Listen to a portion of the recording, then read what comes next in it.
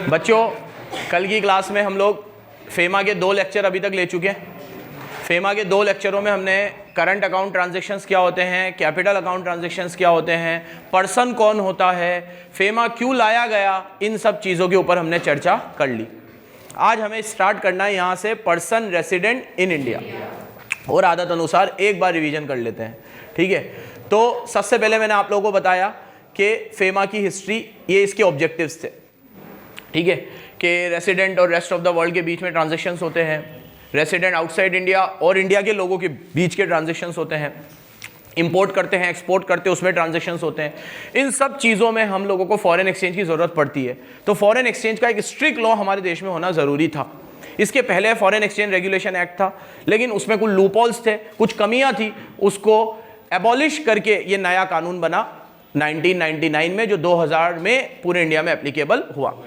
Liberalisation, globalisation और privatisation के reforms आने के बाद फॉरेन एक्सचेंज के ट्रांजैक्शन और बढ़ने लगे, तो नीड ऑफ द आवर था कि हम इसका एक पुख्ता कानून लेकर आए जिसमें कोई कमियां ना हो, ठीक है। इसके बाद हम लोगों ने बात करी कि इस एक्ट के सेक्शंस में क्या क्या लिखा हुआ है। तो प्रियम्बल क्या कहता है, क्यों आया गया है ये एक्ट आया गया है to consolidate and amend the act. जो पहले एक्ट था फॉरेन एक्सचेंज का, उसको कंसोलिडेट और अमेंड करके, कौन सा था, फेरा, और अब क्या आ गया, फेमा। क्यों लाया गया, ताकि एक्सटर्नल रिसिप्ट्स एंड पेमेंट को हम रेगुलेट कर सके और फॉरेन एक्सचेंज को फैसिलिटेट कर सके और एक्सटर्नल रिसिप्ट्स एंड पेमेंट को और ज्यादा प्रमोट कर सके। इसके लिए ये एक्ट आया गया है, पूरे इंडिया में एप्लीकेबल है। डेफिनेशंस मैंने आप लोगों को पहले पढ़ाई, किसकी, ऑथोराइज्ड पर्सन। यहां से ये एक्ट स्टार्ट होता है। 3 लोग आते हैं, authorised dealer, money changer, offshore banking unit. Capital account transaction मैंने आप लोगों को बताया, एक तरफ कौन होना चाहिए, इंडिया का, और एक बाहर का। तो मतलब अगर PRI, person resident in India, ने कोई भी एसेट या लाइबिलिटी खरीदी है पर्सन रेसिडेंट बाहर, आउटसाइड इंडिया, तो उसको अफेक्ट कर रहा है, तो वो ट्रांजैक्शन क्या कहलाएगा, कैपिटल अकाउंट। और पर्सन रेसिडेंट आउटसाइड इंडिया है और उसने कोई एसेट और लाइबिलिटी अफेक्ट कर रही है इंडिया में, तो वो ट्रांजैक्शन भी क्या कहलाएगा, कैपिटल अकाउंट। मतलब रिवर्स चलेगा, अगर पीआरआई है तो प्रॉपर्टी बाहर, पीआरओ आई है तो प्रॉपर्टी अंदर। और कैपिटल अकाउंट तभी है जब वो एसेट और लाइबिलिटी को अफेक्ट करेगा। अगर एसेट लाइबिलिटी को अफेक्ट नहीं कर रहा तो वो कैपिटल अकाउंट ट्रांजैक्शन नहीं है। इसके बाद हम लोगों ने बात करी करेंसी क्या होती है। सब तरह की करेंसी में आएगी, ठीक है। इंडिया में जितने भी करेंसी नोट्स होते हैं, जैसे कैश, कॉइन, बैंक, ये सब करेंसी नोट्स है। इसके अलावा डिमांड ड्राफ्ट, ट्रेवलर्स चेक, ये सब करेंसी में आते हैं। करंट अकाउंट ट्रांजैक्शन क्या है, जो कैपिटल अकाउंट ट्रांजैक्शन नहीं है वो करंट अकाउंट ट्रांजैक्शन है। तो इसका मतलब क्या बचे इसमें, कोई भी ऐसे ट्रांजैक्शन जो एसेट लाइबिलिटी को अफेक्ट ना करे। एसेट लाइबिलिटी को अफेक्ट करे तो उधर आ जाएंगे, जो एसेट लाइबिलिटी को अफेक्ट ना करे। जैसे हमने बाहर रेमिटेंस भेजा, ठीक है, बाहर वालों ने यहाँ रेमिटेंस भेजा, ठीक है, पर्सन रेसिडेंट आउटसाइड इंडिया, उसने यहाँ पे अपनी फैमिली को रेमिटेंस भेजा, घूमने फिरने गए, ट्रैवलिंग के लिए, इंपोर्ट एक्सपोर्ट करा, उससे भी कोई एसेट लाइबिलिटी अफेक्ट नहीं होती, क्योंकि इंपोर्ट एक्सपोर्ट कौन सी आइटम है, पीएनएल की आइटम है, ठीक है। तो पीएनएल की आइटम ये करंट अकाउंट हो गई और बैलेंस शीट की आइटम कैपिटल अकाउंट हो गई। ये सब भी हमने लास्ट क्लास में पढ़ लिया। एक्सपोर्ट कोई मतलब की नहीं है, इंडिया के बाहर माल ले जाना उसे एक्सपोर्ट बोलते हैं, ये नहीं आएगा। इंडिया के अंदर माल लाना इंपोर्ट बोलते हैं। फॉरेन करेंसी क्या है, इंडियन करेंसी को छोड़ के जितनी भी करेंसी है वो फॉरेन करेंसी, ये भी लास्ट क्लास में हो गया। फॉरेन एक्सचेंज क्या है, इसमें फॉरेन करेंसी भी आएगी, क्या आएगी, फॉरेन करेंसी, और ये सब चीजें भी आएंगी। कोई भी डिपॉजिट वगैरह अगर आपने कराया है जो पेएबल किस में है, फॉरेन करेंसी में, या फिर जो पेएबल इंडियन करेंसी में है लेकिन इशू किसने किया है, फॉरेन बैंक ने, वो भी फॉरेन एक्सचेंज की डेफिनेशन में आएगा। ये भी कल बात हो गई थी। सिक्योरिटी की भी बात हो गई थी, और पर्सन भी बता दिया था मैंने तुम्हें, ये वही है जो इनकम टैक्स में दे रखा है। पर्सन मतलब कौन, इंडिविजुअल, HUF, AOP, BOI, और कोई भी ब्रांचेस, ऑफिसेज वगैरह को भी हम पर्सन मानते हैं। मतलब कल जाते जाते ये बता दिया कि पर्सन का मतलब सिर्फ नेचुरल पर्सन से, it include artificial person also, ठीक है। उसको भी हमें फेमा के दायरे में लेना था, इसलिए हमने पर्सन की डेफिनेशन सीधी वहां से ले ली जो इनकम टैक्स में भी गिवन है। अब यहां से स्टार्ट करेंगे, who is PRI, person resident in India, ये पढ़ेंगे। तो पर्सन रेसिडेंट आउटसाइड इंडिया भी इसके साथ ही पढ़ेंगे, दोनों साथ के ही है। बहुत इंपॉर्टेंट कंडीशंस है, थोड़ी देर के लिए बिल्कुल कंसंट्रेशन से सिर्फ मुझे सुनना और सामने देखना, बिल्कुल इंपॉर्टेंट कंसेप्ट है। देखो, पहली शर्त ये कहती है कि पीआरआई होने के लिए, पीआरआई रेसिडेंट इन इंडिया होने के लिए आप प्रीवियस ईयर में 182 डेज इंडिया में स्टे करो। इनकम टैक्स में भी ये रूल है, ठीक है। लेकिन उसमें बेसिक कंडीशन है, फिर और भी बातें यहाँ, और कुछ बात नहीं है। पहली बात ये सुनो कि 182 डेज आप कम से कम कहाँ रहो, इंडिया में, प्रीसीडिंग ईयर में, तो आप इस साल क्या कहलाओगे, PRI, प्रीवियस ईयर में, ठीक है। यहाँ प्रीसीडिंग ईयर है, यहाँ प्रीसीडिंग ईयर है, ठीक है, ये कह रहा हूं, यहाँ प्रीसीडिंग ही लिखा हुआ है, ठीक है। तो प्रीसीडिंग ईयर में पहले साल में, इससे पहले वाले साल में अगर आप 182 डेज इंडिया में स्टे करते हो तो आप इंडिया के रेसिडेंट कहलाओगे, PRI कहलाओगे। लेकिन इसमें इफ और बट है, बहुत सारी बातें हैं, वो ध्यान से सुनो। देखो, अगर और सबके एग्जाम्पल देते चलूंगा, लिखते भी चलना हो, कहीं पे भी लिखना, भले कॉपी में लिखो, कहीं पे भी लिखो, जरूरी है क्योंकि, ठीक है।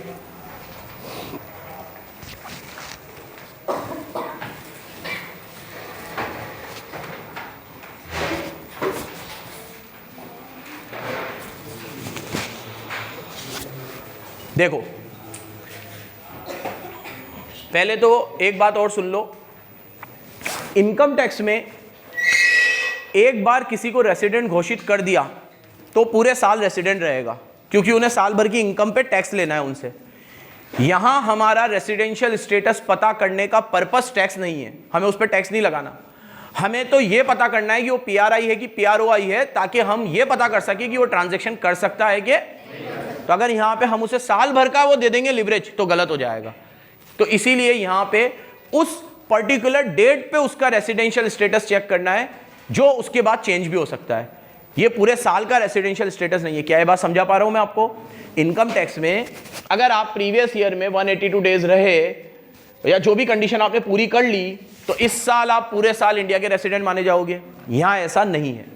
अगर आप 182 डेज इंडिया में रहे तो आप अभी रेसिडेंट हो, लेकिन ये रेसिडेंशियल स्टेटस अगर आपने कुछ ऐसा कर लिया कल, जो मैं अभी बताऊंगा क्या कर लिया, ठीक है, तो आपका रेसिडेंशियल स्टेटस कल फिर चेंज हो जाएगा, परसों फिर चेंज हो जाएगा। मतलब जिस दिन आप ट्रांजैक्शन कर रहे हो उस दिन आपका रेसिडेंशियल स्टेटस देखना है। यहां रेसिडेंशियल स्टेटस एक साल के लिए नहीं है, उस पॉइंट ऑफ टाइम के लिए है। ये बात समझ में आई? पीरियड ऑफ टाइम के लिए नहीं है। किसके लिए है? मतलब ये स्टॉक कंसेप्ट है, फ्लो कंसेप्ट नहीं है। कैसा कंसेप्ट है? स्टॉक कंसेप्ट, जो एक पॉइंट ऑफ टाइम के लिए देखा जाएगा, पीरियड ऑफ टाइम के लिए नहीं देखा जाएगा। इकोनॉमिक्स में पढ़ते हो ना ये, फ्लो और स्टॉक। अब सुनो बच्चों, मैं 182 डेज इंडिया में रहा पिछले साल, तो इस साल अभी मैं रेसिडेंट हूं इंडिया का, लेकिन इसके 3 एक्सेप्शन हैं। इसके 3 एक्सेप्शन हैं। अगर मैं इंडिया के बाहर चला गया 3 रीजंस की वजह से, number 1 for taking employment outside India, number 2 for starting business outside India, और number 3 for any other reason for uncertain period of time. Number 3 एक बार रिपीट करो तो। सुन रहे थे तुम लोग? सुन रहे थे ढंग से? बोलो, ढंग से बोलो। For any other reason for uncertain period of time. Then ये 3 कंडीशन अगर मैं तीनों में से एक भी पूरी कर लेता हूं तो मैं इस साल PRI नहीं हूं, डिस्पाइट ऑफ द फैक्ट कि मैं 182 डेज इंडिया में रुका हूं। सुनो अब एग्जांपल, मैं इस साल 182 डेज इंडिया में रुका, हो गया मेरा 182 डेज, अप्रैल स्टार्ट हुआ, मार्च तक मैं 182 डेज इंडिया में था, अप्रैल स्टार्ट हुआ, मेरे को किसी का कॉल आया कि भैया आपके लिए एक जॉब है, आप इधर आ जाओ। दुबई से कॉल आया, जॉब भी अच्छी थी, मैं चला गया।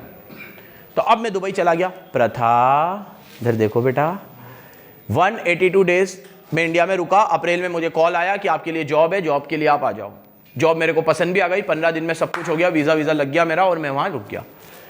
अब मैं 1 महीना जॉब करके जॉब के लिए आया, फिर 1 दिन के लिए इंडिया में आया किसी काम से, और जब मैं इंडिया आया तो मुझे फॉरेन करेंसी चाहिए थी, तो मैंने फॉरेन करेंसी के लिए अप्लाई किया। अब मुझे जब फॉरेन करेंसी चाहिए थी तो उन्होंने मेरा रेसिडेंशियल स्टेटस देखा, तो उन्होंने कहा आप 182 डेज इंडिया में थे। बराबर सुनना एक एक चीज। मैंने कहा हाँ मैं 182 डेज पिछले साल इंडिया में था। तो उस कंडीशन से मैं PRI हो गया। और बोला अभी, मैंने कहा अभी मेरे अप्रैल में ही जॉब लगी है, 1 महीने से मैं अभी दुबई में जॉब कर रहा हूँ और मैं अभी दुबई ही हूँ, वो तो 1-2 दिन के लिए मेरे को यहाँ कुछ काम था तो मैं आया था। अच्छा, आपकी एम्प्लॉयमेंट दुबई में है अब आप PRI नहीं हो, अब आप क्या हो गए? PRO, क्योंकि आप एम्प्लॉयमेंट के लिए इंडिया छोड़ चुके हो। You have gone outside India for employment. तो अब वो जब मुझे ट्रांजेक्शन करेंगे मेरे साथ मुझे फॉरेन करेंसी देंगे तो वो मुझे PRI समझ के नहीं करेंगे, PROI समझ के करेंगे। डेस्पाइट के मैं 182 डेज इंडिया में रुका था, एक एक चीज बराबर समझना, क्योंकि मैं अब एम्प्लॉयमेंट के लिए बाहर जा चुका हूं। अब केस चेंज कर लेते हैं। मैं एम्प्लॉयमेंट के लिए नहीं गया होता, बिजनेस के लिए गया होता। मेरे को बाहर से कॉल आता, वही दुबई से कॉल आता, बोला यहाँ पे GST का बहुत स्कोप है या GST के बाहर में गया, यहाँ टीचिंग का बहुत स्कोप है, ठीक है, आप पढ़ाते, दुबई के बच्चे को तो पढ़ाते ही हो आप, ठीक है, तो यहाँ पे क्या बच्चे बहुत ज़्यादा बढ़िया इंप्रेस हो गए आपसे, तो एक सेंटर यहीं पे डाल लो। मैंने सेंटर वहाँ डाल लिया, बढ़िया चल गया, 2 महीने से मैं वहाँ पढ़ा भी रहा हूँ। मेरे को लगा अब यहीं पे रखेंगे अपन, यहीं पढ़ाएंगे, यहाँ फीस भी बढ़िया है, दिरहम में मिलती है, और 1 दिरहम का यहाँ इंडिया में 22 रुपया हो जाता है, ठीक है, तो बढ़िया किसी से 10,000 चार्ज करो तो वो कितने हो जाते हैं, 2,20,000। यहाँ 10,000 रुपये फीस रखो तो 10,000 ही होती है, वहाँ 10,000 दिरहम फीस रखो तो कितनी हो जाती है, 2,20,000। तो मैंने कहा ये बढ़िया है बिडू, तो यहाँ रुकते हैं। फिर वही 2 महीने मैंने वहाँ काम किया, एक दिन के लिए मुझे इंडिया आना पड़ा। फिर मैं RBI के पास गया, मुझे करेंसी का जरूरत था। उन्होंने कहा आप 182 डेज इंडिया में रुके हो, मैंने कहा हाँ। और अभी मैं कहा अभी 2 महीने से मैं दुबई हूँ, क्योंकि मेरे को कुछ काम था, मेरे को जो काम से गया था, लेकिन वहाँ एक बिजनेस का बढ़िया प्लान मिल गया और सब कुछ एग्जीक्यूट हो गया, तो मैंने वहाँ पे अपना इंस्टीट्यूट सेटअप कर लिया। अच्छा, तो अब आप बिजनेस के लिए वहाँ चलेगी हो? हाँ। अब ये नहीं पता मैं वहाँ कितने टाइम रहूँगा, क्योंकि फ्यूचर किसी ने नहीं देखा, बट अभी मेरा इरादा ये है कि मैं यहीं बिजनेस करूँगा। तो उन्होंने कहा अच्छा आप वहाँ बिजनेस करोगे, अब आप PROI हो, अब आप PRI, भले आप 182 डेज इंडिया में रुके हो। इनकम टैक्स होता ना यहाँ, तो मसला चेंज हो जाता है। इनकम टैक्स से मिक्स मत करना, इसको कंफ्यूजन रहेगा आपको। 2 सब्जेक्ट में 2 अलग अलग, इसीलिए मैंने पहले ही बोल दिया। वहाँ पे आपको एक बार रेसिडेंशियल स्टेटस मिल जाता है तो साल भर रहता है।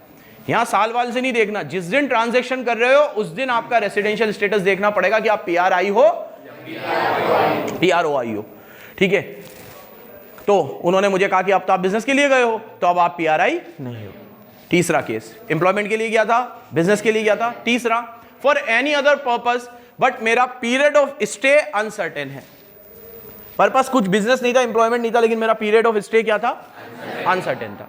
अब एग्जांपल किसी और का लेते हैं, ये हमारा सिद्धार्थ है, ठीक है। सिद्धार्थ गया अमेरिका, ऐसे ही घूमने गया था, ठीक है। वहाँ पे इसको कोई गोरी पसंद आ गई, और कमाल की बात यह है कि उसको भी ये पसंद आ गया, ठीक है। तो प्यार अंधा होता है, बहरा लूड़ा लंगड़ा भी होता है, ठीक है। तो 4 दिन में इसको ये समझ में आ गया कि ये लड़की मेरे लिए बनी है, और 5वें दिन उसको समझ में आ जाए कि मैं इसके लिए नहीं बनाऊं, उसके पहले शादी कर लेनी चाहिए। तो भाई ने वहीं पे चट मंगनी पट विया नवादम शादी कर ली। शादी करते ही इनको ग्रीन कार्ड मिल गया अमेरिका का, और वहां की सिटीजनशिप भी मिल गई। अब क्योंकि शादी वहां हो चुकी है, तो अनसर्टेन पीरियड के लिए भाई वहीं चले गए। अब बोला 5-6 दिन में शादी वादी हो गई है, यहां तो बताऊं सबको। तो ये आए इंडिया, और इंडिया आए तो फिर इनको डॉलर की जरूरत पड़ी, फिर ये RBI के पास गए, फिर इनको पूरी पिक्चर बताई कि क्या हुआ क्या नहीं। तो उन्होंने कहा मैं अभी अमेरिका गया था और वहाँ पे ऐसा ऐसा हुआ, और इस तरीके से मेरी शादी हो चुकी है, और वहाँ का ग्रीन कार्ड भी मिल चुका है। तो अभी आप कितने समय वहाँ रहोगे? उन्होंने पूछा, तो बोला अभी कुछ पक्का नहीं है, क्योंकि अमेरिका में शादी ज़्यादा लॉन्ग लास्टिंग नहीं होती है, ठीक है। तो हाँ यार राठी का तो सिद्धार्थ ने कहा कि भाई अभी कुछ अनसर्टेन पीरियड के लिए तो अभी मैं कहाँ हूँ, अमेरिका में हूँ, कितना पीरियड है वो पता नहीं है। तो फिर से ये क्या हो गया, PROI, भले से ये 182 डेज इंडिया में रुका था। तो ये एक्सेप्शन नंबर 1 पढ़ाया मैंने तुम्हें। नॉर्मल रूल क्या है, 182 डेज इंडिया में रहो, PRI हो। एक्सेप्शन क्या है, अगर 182 डेज इंडिया में रहने के बावजूद भी अगर आप इंडिया के बाहर चले गए for 3 reasons, for taking employment, for business और प्रोफेशन, और for any other purpose for uncertain period, any other purpose uncertain period, any other purpose uncertain period, तो भी आप क्या माने जाओगे, PR। कोई भी पर्पस हो सकता है। जैसे एक पर्पस दिया, एक और एग्जांपल ले लेते हैं। इसका दोस्त है सिद्धार्थ, ठीक है। इसको किसी ने कहा कि भैया अगर तेरे को CA करना है तो नेपाल में ये गुफा है, वहाँ पे जाके तू वो कर, तपस्या कर, तो बन जाएगा। बोला, तो इसने बोला पढ़ाई से नहीं बनूंगा, नहीं, ठीक है, वो तपस्या से बनेगा तू। तो ये भाई चले गए नेपाल की किसी गुफा में और उलझ गए वहाँ। अब पता नहीं वो तपस्या कितने टाइम चलेगी, क्या चलेगी, अनसर्टेन पीरियड ऑफ टाइम के लिए इन्होंने अपने आप को पैक कर लिया। तो ये भी अब क्या बन गए, PROI। Uncertain period of time, 2 दिन भी हो सकता है, 2 साल भी हो सकता है, 2 महीने भी हो सकता है, कुछ पता नहीं है, बस ये नहीं पता कि वो कब तक वहां रुकेगा। पीरियड बिल्कुल अनसर्टेन है, तो ये PROI बन जाएगा। क्या बन जाएगा? फिर 182 डेज वाला क्राइटेरिया काम नहीं करेगा। क्या ये बात समझा पा रहा हूं मैं? एकदम क्लियर है सबको? हाँ बच्चे, कोई मतलब नहीं, बाहर तो कर रहे हो ना, यहां कर रहे हो उससे कोई मतलब नहीं है, बाहर कर रहे हो, अब आप PRI नहीं हो, आप क्या बन जाओगे? PRI। ठीक है? हाँ बेटा, उसका स्टेटस चेंज होने से फर्क क्या पड़ेगा? मतलब वो ही आगे पता चलेगा तुम्हें। मैंने क्या बोला, आज की क्लास इंपॉर्टेंट क्यों है? ये मैंने पहले दिन क्या बोला था? 4 पिलर है इस चैप्टर के, capital account, current account, PRI। एक बार स्टेटस चेंज हो गया तो तेरे को आगे समझ में आ जाएगा क्या फर्क पड़ेगा। बहुत फर्क पड़ेगा बेटा। PRI को जो ट्रांजेक्शन अलाउड है वो PROI को अलाउड नहीं है। PRI को ट्रांजेक्शन के लिए जो थ्रेशोल्ड लिमिट है कि इतना इतना डॉलर उठा सकते हो, वो PROI को नहीं। बहुत फर्क पड़ेगा। जैसे इनकम टैक्स में रेसिडेंट होने से और नॉन रेसिडेंट होने से क्या फर्क पड़ता है? जमीन और आसमान का फर्क पड़ता है। जमीन और आसमान का। रेसिडेंट पे सारे टैक्स लगते हैं, नॉन रेसिडेंट पे कोई से भी नहीं लगते। बस वही फर्क यहां भी पड़ने वाला है। और कोई सवाल? अपन आराम से सवाल ले लो, मेरे को आज यही पढ़ाना है बस। ये क्लियर हो गया तो जंग जीत गए हम लोग। क्लियर है? ठीक है। इस पे से बहुत अलग अलग केस स्टडीज टाइप क्वेश्चन आएंगे। बोलो आई क्या होता है यार? ये बाउले PR बचा के तू कौन सा PR बना रहा है?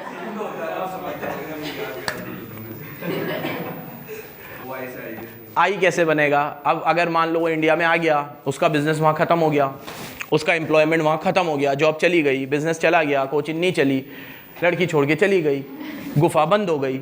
इन चारों केसेस में आप लोग इंडिया आ गए, अब आप वापस PRI बन जाओगे।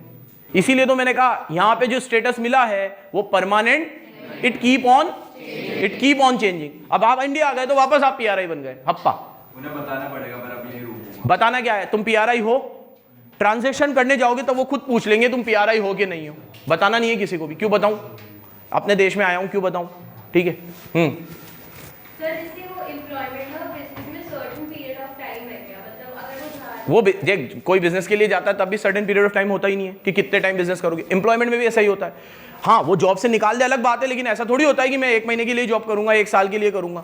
सर्टेन पीरियड होता ही नहीं है कहीं पर। ठीक है, तभी तो हमने आपको PROI घोषित कर दिया। और कुछ? हाँ, फिर आप PRI हो। ये अच्छा सवाल था। अगर आप किसी पर्टिकुलर प्रोजेक्ट के लिए गए हो, किसी बिजनेस या एम्प्लॉयमेंट के लिए नहीं गए हो, और आप वो प्रोजेक्ट कंप्लीट करके आने वाले हो, तो आप क्या हो? PRI। ठीक है, यही रहता है ना वो बिजनेस के लिए बाहर नहीं गया है ना, PRI है।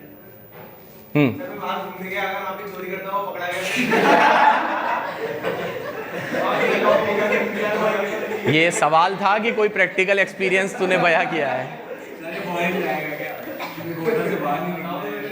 बता दो सरी, बताता हूँ। इनका सवाल सुन लो भाई। ये बाहर घूमने गए, चोरी करते हुए पकड़े गए और जेल में डाल दिए गए।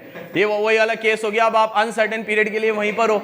ठीक है, अब आप जब आओगे तब आपका स्टेटस चेक किया जाएगा। अभी तो जेल में हो ना आप। ठीक है, अब जब आप आओगे, वहां के लोग क्या मानेंगे मुझे क्या पता। फेमा तो मैं इंडिया का पढ़ा रहा हूँ, वहां क्या लॉ है, क्या रूल है। इतनी भी अच्छी लॉ थोड़ी है मेरी कि पूरे दुनिया भर के मैं पढ़ के बैठा हूँ। इंडिया के ही पढ़े हैं, वो भी चुनिंदा। ठीक है, तो वहां पे जो लॉ है वो आप पे एप्लीकेबल हो जाएंगे। अब अगर आप यहाँ इंडिया आए तब देखा जाएगा कि आपका पर्पस क्या है, तब आप PRI हो कि नहीं हो। जब तक आप जेल में हो तब तक तो आप PROI ही हो। हाँ,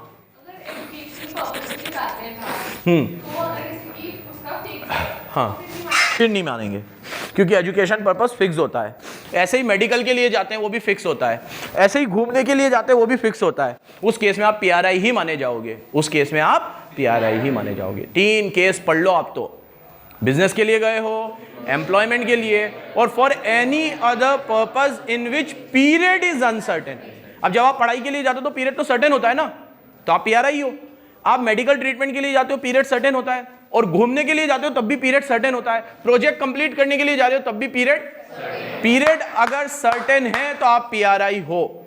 बट उस केस में पहली कंडीशन मत भूल जाना, 182 डेज आपको इंडिया में तो रुकना ही पड़ेगा। बहुत मजे आ रहे तुम लोगों को। पूरा बोला एजुकेशन करने गया और अगर वहाँ पे ही एजुकेशन कंप्लीट हो गई सीधा जॉब तो ज्वाइन। खत्म ना भाई, जॉब आ गई ना, खत्म, जॉब आ गई। मेडिकल पीरियड सर्टेन तो ना होता है, हो सकता है अनसर्टेन हो फिर। क्या? मेडिकल अगर किसी मेडिकल पर्पस में जाते हैं तो हो सकता है ना। नहीं, मेडिकल पर्पस के लिए भी सर्टेन तो होता है ना। ऐसा होता है कि मेडिकल पर्पस तो सर्टेन है ना, अब उसमें कितने दिन लगेंगे वो अलग बात है, लेकिन तुम आओगे तो सही ना। इस इंटेंशन से थोड़ी गए हो कि वहीं रुक जाओगे। एक एग्जांपल और देता हूं, चलो इसमें तुम जवाब देना, मुझे बहुत सारे सवाल पूछे तुम लोगों ने, ठीक है। अदीबा तू बताना, मेरे कोई रिश्तेदार इंडिया के बाहर रहते हैं, मैं उनसे मिलने गया, उनकी तबीयत बहुत ख़राब हो गई, तबीयत ख़राब होने की वजह से मुझे वहीं रुकना पड़ा, और अब पता नहीं है तबीयत कब ठीक होगी। तबीयत ठीक होगी तो मैं इंडिया आऊँगा, और 182 डेज में इंडिया में ही हूँ, और अभी मैं उनको मिलने गया हूँ बस। बताओ PRI हूँ कि PROI हूँ? सवाल समझ में आ गया? मैं इंडिया का ही हूँ, 182 डेज भी इंडिया में ही रहता हूँ, मेरे कोई रिलेटिव अब्रॉड रहते हैं और उनकी तबीयत खराब हो गई, और मेरे खास रिलेटिव है, उनका कोई आगे पीछे है नहीं केयर करने वाला, मैं गया। PRI नहीं हूँ। Any other views? उसकी हेल्थ कैसी है?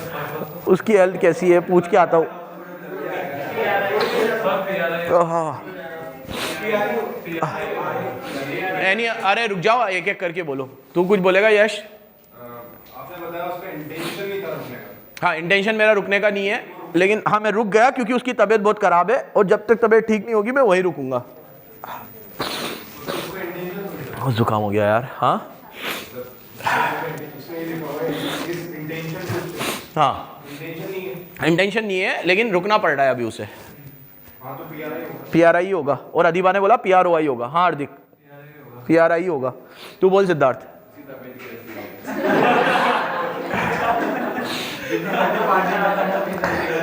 वेंटिलेटर पे कभी भी निकल सकते हैं।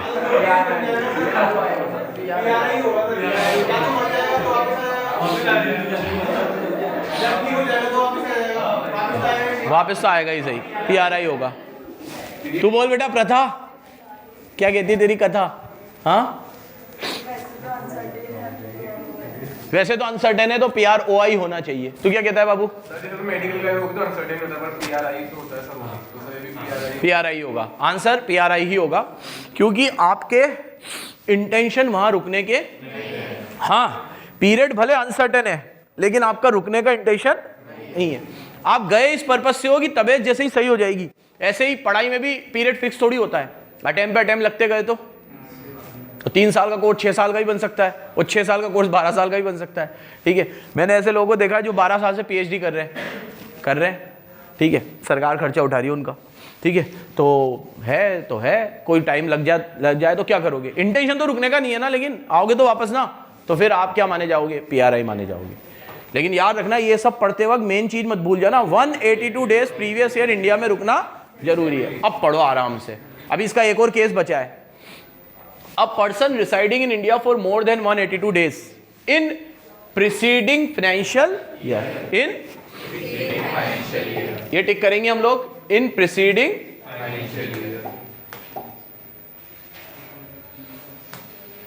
फाइनेंशियल ईयर को टिक करेंगे, और मोर देन 182। तो अगर मैं एग्जैक्ट 182 रुका हूं तो ये क्लोज एप्लीकेबल नहीं होगा, क्योंकि क्या लिखा हुआ है? ये जानबूझ के 182 देगा। तुम जब कैलकुलेशन करोगे ना तो कितना बैठेगा? अब समझ नहीं आएगा, क्या मानू नहीं मानू? क्या लिखा हुआ है? लॉ में शब्दों का बड़ा मोल होता है, एक एक शब्द जरूरी है। More than. Next, but it does not include, लेकिन इसमें ये लोग नहीं आएंगे। तो इसका पूरी लाइन को पढ़ू तो क्या मतलब निकला कि 182 डेज से ज्यादा भी रुके तो भी नहीं आएंगे ये लोग। जो 182 डेज रुके ही नहीं वो तो नहीं आएंगे, वो एक्सेप्शन में थोड़ी आते।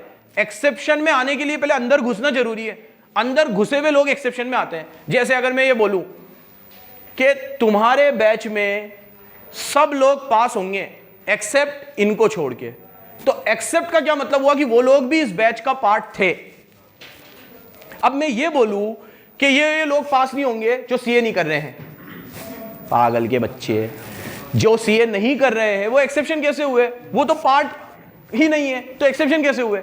तो एक्सेप्शन होने के लिए पहले अंदर घुसना जरूरी है। जब मैं बोलूंगा कि ये लोग नहीं होंगे पास, इसका मतलब वो एक बैच का हिस्सा थे, अब एक्सक्लूड हो गए। ये भी समझना बराबर। तो मतलब मैं कह रहा हूं ये लोग इंक्लूड नहीं होंगे, मतलब ये इंक्लूड थे क्योंकि ये 182 डेज इंडिया में रुके थे, लेकिन एक्सेप्शन डाल के इनको अलग कर दिया गया। समझे? यही चीज मैंने उस दिन iOS में पढ़ाई थी तुम्हें कि एक्सक्लूड का क्या मतलब होता है, कि एक्सेप्शन का क्या मतलब होता है और प्रोवाइडेड का क्या मतलब होता है। iOS में पढ़ेंगे जो बच्चों का छूटा हुआ है, ठीक है। तो डज नॉट इंक्लूड, ये लोग नहीं आएंगे। कौन नहीं आएगा? वापस बोल रहा हूं, डज नॉट इंक्लूड का ये मतलब है 182 डेज थे इंडिया में, फिर भी इंक्लूड नहीं होंगे। क्यों? क्योंकि who has gone out of India, जो इंडिया के बाहर चले गए, और स्टे आउटसाइड इंडिया, इंडिया के बाहर ही रहने लगे साले। किस केस में? For taking up, for carrying out outside, और फॉर एनी अदर पर्पस, कोई भी ऐसा purpose which indicate his intention, जो ये इंटेंशन बता रहा है कि he will stay outside for a, जैसे सिद्धार्थ ने शादी कर ली, उसका इंटेंशन अब क्या है कि ये अब यहीं पर रहेगा फॉर अनसर्टेन, भाई गुफा में गए हैं, अनसर्टेन पीरियड पता नहीं। लेकिन जो अपने मेडिकल इश्यूज की वजह से गया था, पीरियड भले अनसर्टेन था लेकिन इंटेंशन रुकने का नहीं था। जो अपने घर वालों को मिलने गया था, पीरियड भले अनसर्टेन था लेकिन इंटेंशन रुकने का, इंटेंशन और पीरियड दोनों अनसर्टेन होने चाहिए।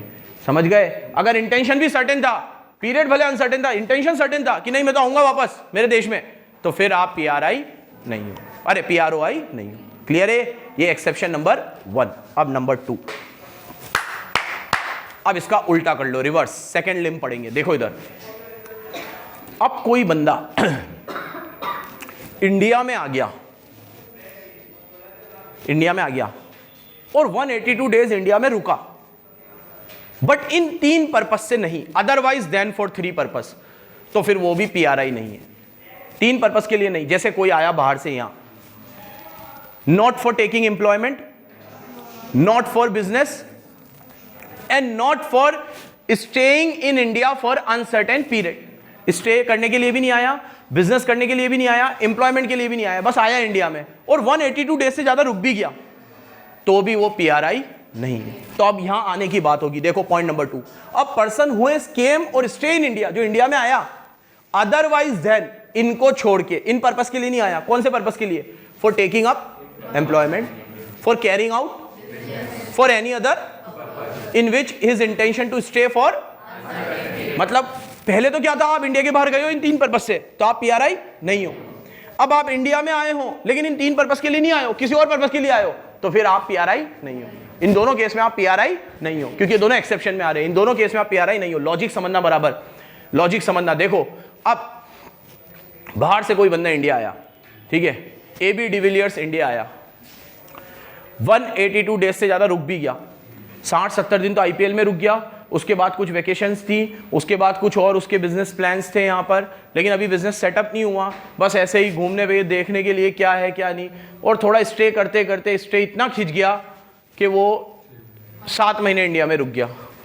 बट 7 महीने में उसका एम्प्लॉयमेंट के लिए नहीं आया था, वो तो मैच खेलने आया था, आउटसाइड इंडिया यहाँ बिजनेस करने भी नहीं आया था, और ऐसा सोच के भी नहीं आया था कि मैं अनसर्टेन पीरियड तक यहीं पड़ा रहूंगा। पीरियड सर्टेन था, उसका पहले से वीजा 7 महीने का ही करवा के लाया था वो, कि मैं 7 महीने रुकूंगा यहाँ, तो फिर वो PRI नहीं है, भले वो 182 डेज से ज्यादा इंडिया में है, फिर भी वो PRI नहीं है। और एग्जांपल लेते हैं इसके, घूमना फिरना, कोई बंदा यहाँ घूमने आया, टूर्स के लिए आया था, ठीक है, कोई बंदा यहाँ पढ़ने आया, पढ़ने के लिए आया था, तो क्या वो एम्प्लॉयमेंट के लिए आया, क्या वो बिजनेस के लिए आया, क्या वो अनसर्टेन पीरियड तक रुकने के लिए आया? वो तो पढ़ने के लिए आया था या अपना इलाज कराने के लिए आया।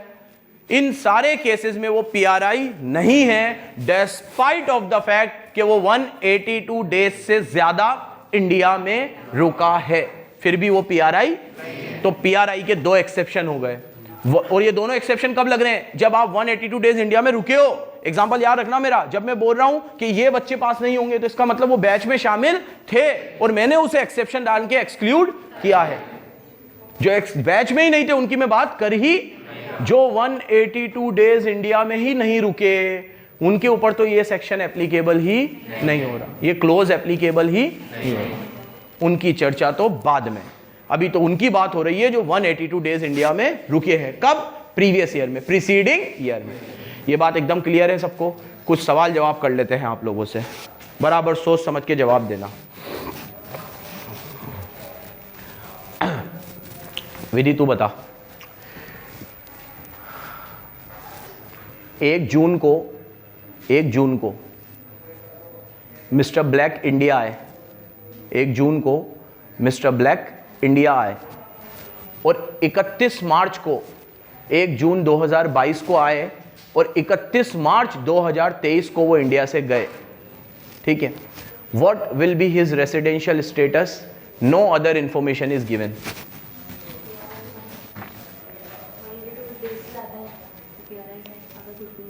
कुछ भी नहीं लिखा हुआ तो सही बोला। 1 जून से काउंट करेंगे हम, जून, जुलाई, अगस्त, सितंबर, अक्टूबर, नवंबर, दिसंबर, जनवरी, फरवरी, मार्च, कितने महीने? 10 महीने। 10 महीने तक वो इंडिया में रहे, कोई और इन्फॉर्मेशन गिवन नहीं है। तो क्या है, नॉर्मल रूल है, अगर आप 182 डेज इंडिया में रहे हो तो क्या मैंने ये बोला था कि इंडियन इंडिया में रहे, हाँ, या फॉरेनर इंडिया में रहे? कुछ बोला था मैंने? क्या बोला था? 182 डेज आप इंडिया में रहो। वेरी गुड आंसर, ठीक है। तो बस आप फिर PRI हो। हाँ शुभी, मिस्टर एक्स इंडिया में आए 1 जून को, 31 मार्च तक वो इंडिया में रुके, यहाँ पे उन्होंने एक बिजनेस सेट किया और वापस अमेरिका चले गए वो एजेंसी यहाँ डालकर, और फिर वापस वो मई में इंडिया आए। अब मई में वो फॉरेन एक्सचेंज के लिए RBI के पास गए तो RBI ने उन्हें कहा कि आपका रेसिडेंशियल स्टेटस PROI है, state whether RBI is right और रॉन्ग। फिर बोल देता हूँ, 1 जून को मिस्टर ब्लैक इंडिया में बिजनेस सेट करने आए, 31 मार्च तक वो यहाँ रुके, उन्होंने अपना पूरा बिजनेस सेट किया, अप्रैल में वो वापस चले गए, मई में वो वापस इंडिया में आए। मई में जब वो इंडिया में आए तो RBI ने कहा आप PROI हो, बताओ सही है कि गलत है? ही इज PRI और PROI, state with valid reasons. तो अब उनका इंटेंशन इंडिया में रुकने का है और बिजनेस इधर ही कंट्रोल करने का है। हाँ बोला ना है, वो बिजनेस इंडिया में सेट करके गए हैं पूरा। तो अब वो इधर ही, हाँ अब वो इधर आए हैं, PRI, फिर वो PRI है। रीजन? बिकॉज अब वो इंडिया में रुकेंगे, बिजनेस इधर ही कंट्रोल करेंगे।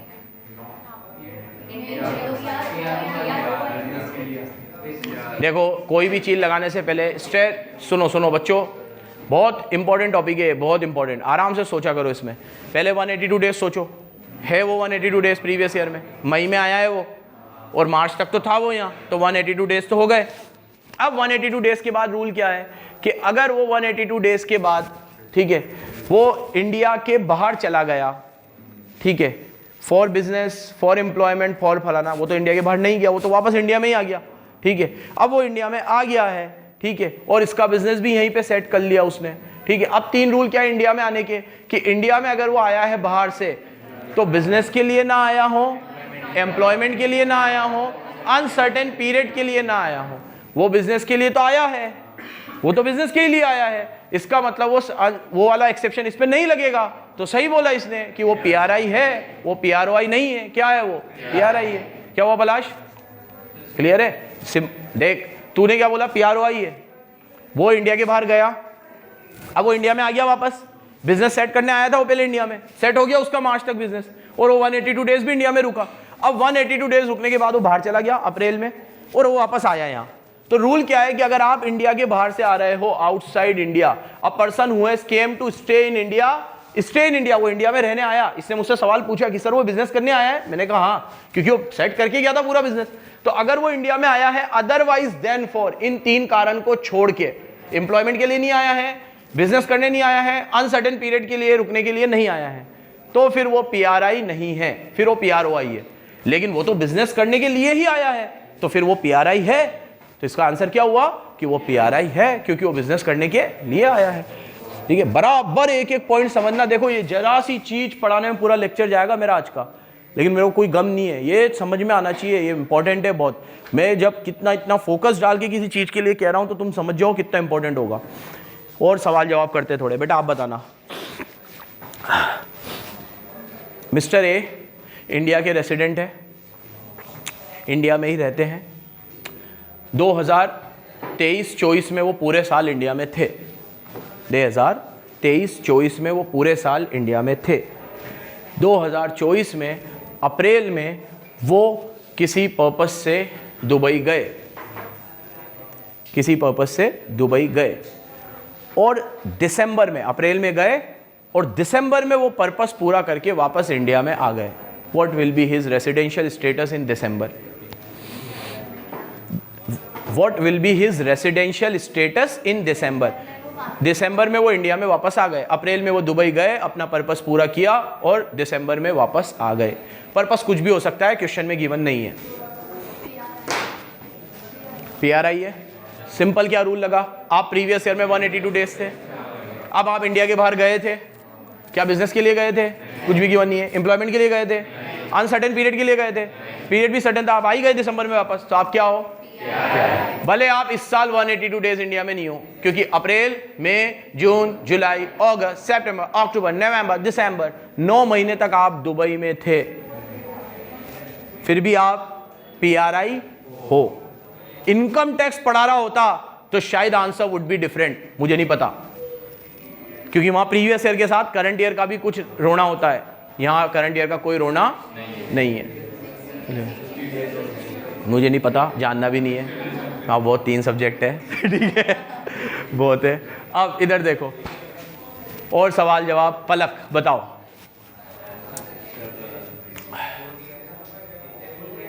मिस्टर रणछोड़ दास छाछड़ इंडिया में रहते हैं, उनका बिजनेस है शिमला में, और उन्होंने अपनी एक फ्रेंचाइजी दी है चाइना में, अपना बिजनेस सेट किया चाइना में, अपनी फ्रेंचाइजी दी, और उस बिजनेस को सेट करने के रिगार्ड में उन्हें 11 महीने चाइना में रुकना पड़ा, अप्रैल से लेकर फरवरी तक, और मार्च में वो वापस इंडिया आ गए पूरा सेटअप करके। What will be his status in March? सवाल सबको समझ में आ गया? रिपीट मत करवाना, मैं खुद भूल जाता हूं। मनोज, मिस्टर रणछोड़ दास छाछड़ जिनका बिजनेस शिमला में था, वो अपनी एक फ्रेंचाइजी सेटअप करने चाइना गए, अप्रैल में चाइना गए, फरवरी तक चाइना रहे, 11 महीने में अपना बिजनेस सेट किया और मार्च में वापस इंडिया आ गए। What will be his status on in March? एक एक करके। हाँ बेटा। क्योंकि पहली बात तो पीरियड भी फिक्स है और उसका इंटेंशन भी नहीं है वहाँ पे रहने का, कि वो 11 महीने में वापस आ गया, और प्लस वो 362 डेज में रीसेट में लाया, जिस वजह से किया है 362 182 डेज वो इंडिया में रहे हैं, ठीक है। हाँ, और इस साल वो 11 महीने तक बाहर रहा है, बट कोई फर्क, क्योंकि वो बाहर गया नहीं है, वापस आ गया। अगर वो बिजनेस सेट करने बाहर जाता और वहीं रुक जाता तो फिर वो इस साल पीआरआई नहीं होता। अब इस क्वेश्चन को थोड़ा सा चेंज करूं। वो 11 महीने चाइना में रहे, उनको चाइना का बिजनेस बहुत बढ़िया समझ में आ गया, तो उन्होंने चाइना में ही घर खरीद लिया और अब वो इंडिया आए ताकि उनका शिमला वाला बिजनेस वाइंड अप करके वो परमानेंटली चाइना जा सके। फिर क्या हो गए? फिर भी वो मार्च में आए इंडिया में, लेकिन अब उनका इंटेंशन क्या है? चाइना में रुकने का। वो यहाँ आए हैं अपना बिजनेस वाइंड अप करने, तो इंटेंशन क्या है? अब वो बिजनेस बाहर ही करना चाहते हैं, तो अब वो अभी क्या कहलाएंगे? PROI। क्या कहलाएंगे? एकदम क्लियर है बच्चों? और थोड़े सवाल जवाब करूँ या क्लियर है? एक दो और कर लेते हैं रोहित से भी। हाँ रोहित, अब वो कि मैं इंडिया का रेसिडेंट हूँ, मैं न्यूयॉर्क गया घूमने के लिए, ठीक है, लेकिन वहाँ पे कुछ वीज़ा इश्यूज़ होने की वजह से वहीं पर रुकना, चोरी नहीं करी मैंने, वीज़ा इश्यूज़ थे, कुछ पासपोर्ट के इश्यूज़ थे, इस वजह से वहाँ की पुलिस ने मुझे अनसर्टेन पीरियड के लिए पकड़ लिया और बोला जब तक ये इश्यूज़ सॉर्ट आउट नहीं होंगे आप इंडिया नहीं जा सकते। What will be my residential status? फिर अभी भी मैं PRI हूँ। रीज़न?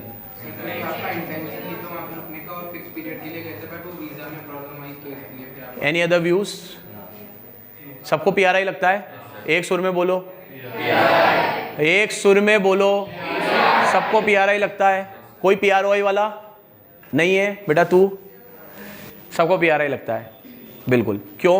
क्योंकि आपका इंटेंशन अनसर्टेन पीरियड का, भले रुकना पड़ा वहाँ पे, बट आपका इंटेंशन वहाँ रुकने का नहीं था, ठीक है। तो इंटेंशन बहुत ज़रूरी है, ठीक है। ये 3 समझ में आ गए? तो अगर आप इंडिया में हो बाहर गए हो 3 पर्पस के लिए, तो फिर आप पीआरआई।